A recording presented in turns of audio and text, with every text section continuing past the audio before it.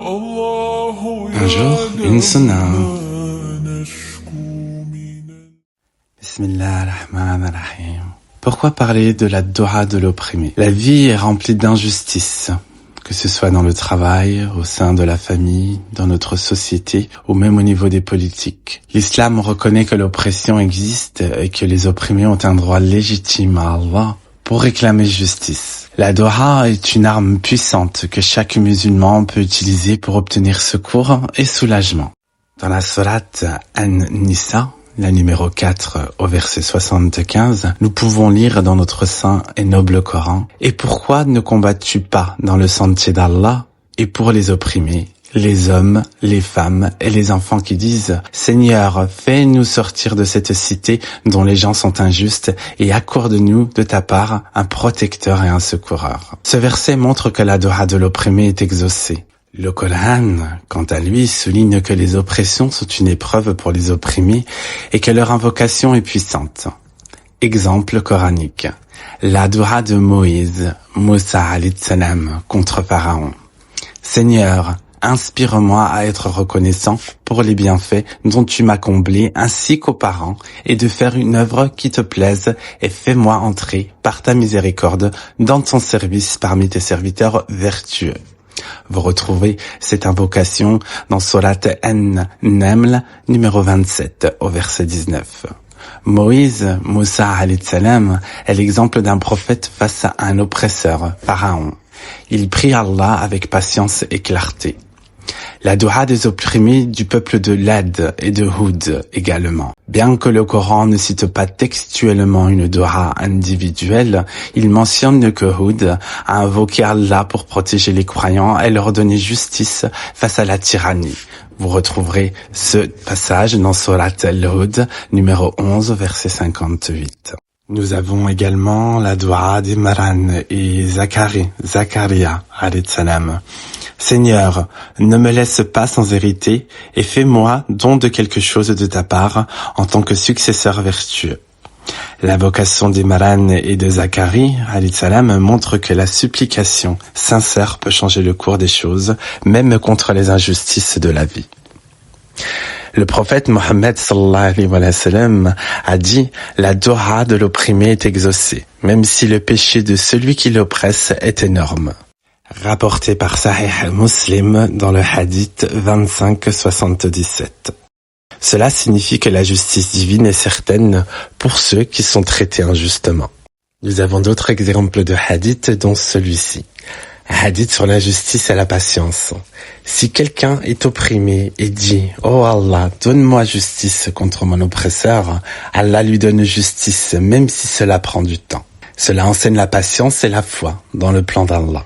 Le hadith sur la prière avant l'action, le prophète Mohammed sallallahu alayhi wa sallam a conseillé à ceux qui subissent l'oppression de faire la doha avant de se défendre, car Allah guide leur action et garantit la justice. Les compagnons face aux Quraysh ont été de forts exemples contre l'injustice. Bilal ibn Rabah, esclave noir, torturé par Umayya ibn Khalaf pour sa foi. Il supplia Allah. Ahad, Allah seul. Allah l'a sauvé et il est devenu un des plus proches compagnons du prophète Mohammed sallallahu alayhi wa sallam, premier muezzin. Le prophète lui-même, Mohammed sallallahu alayhi wa sallam, fut boycotté par Abu Daybiya et Taïf. Il invoquait Allah pour la guidance et la justice. L'exemple à dire dans ce type de situation d'injustice est la suivante.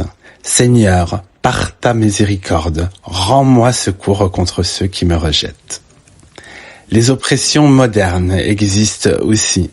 Les musulmans victimes d'injustice dans leur travail ou dans la société. La doha reste une méthode prescrite. Invoquer Allah avec patience avant de se défendre légalement ou moralement.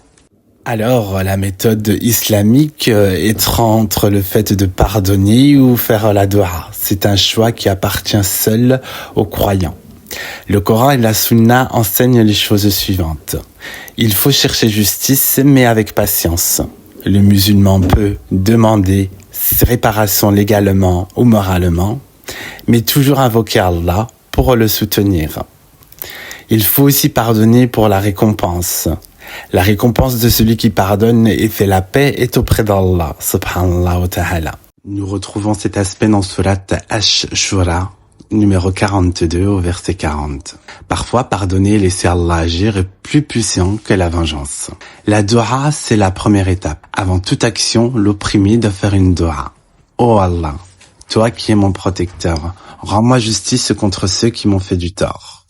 Exemple du prophète Mohammed sallallahu alayhi wa sallam, ne laissez pas l'injustice passer sans invoquer Allah. Les du'as spécifiques pour les opprimés, il y en a plusieurs. Le premier exemple que je vais vous donner, c'est la suivante. Seigneur, accorde-moi justice contre celui qui m'a fait du tort et guide-moi pour faire ce qui est droit.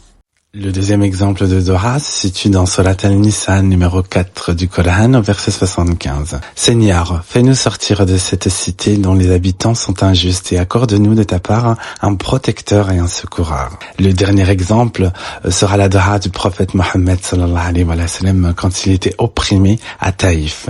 Ô Allah, je cherche refuge auprès de toi contre leur mal. Protège-moi de leur injustice et aide-moi avec patience. Pour notre époque dure et compliquée dans laquelle nous vivons actuellement, je retiendrai 7 leçons pratiques. La première, il faut toujours invoquer Allah quand on est opprimé. La seconde, chercher des solutions légales ou sociales. La troisième, pardonner si possible pour la récompense. La quatrième, se rappeler que la justice d'Allah est certaine. Et la cinquième, être patient et confiant.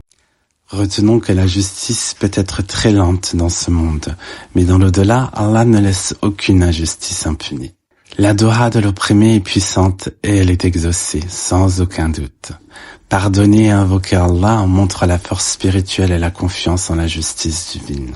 L'exemple coranique et prophétique montre que même les plus puissants oppresseurs peuvent être vaincus par la miséricorde et la justice d'Allah. Ces exemples sont nombreux, comme vous avez pu l'entendre. Le message universel que nous laisserons en cette fin de vidéo, face à l'injustice, on allie action, patience et invocation auprès d'Allah, subhanallah wa ta'ala.